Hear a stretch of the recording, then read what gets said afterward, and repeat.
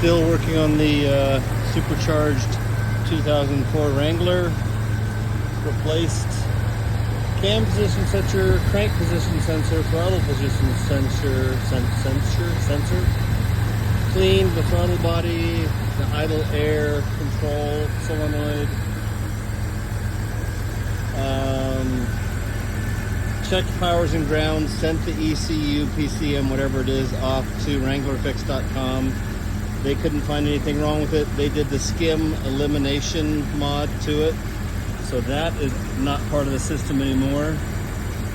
As you can see, she purrs like a kitten. Right now I've got the fuel pump relay bypassed, and as you saw, it just shut off and the fuel pressure is fine.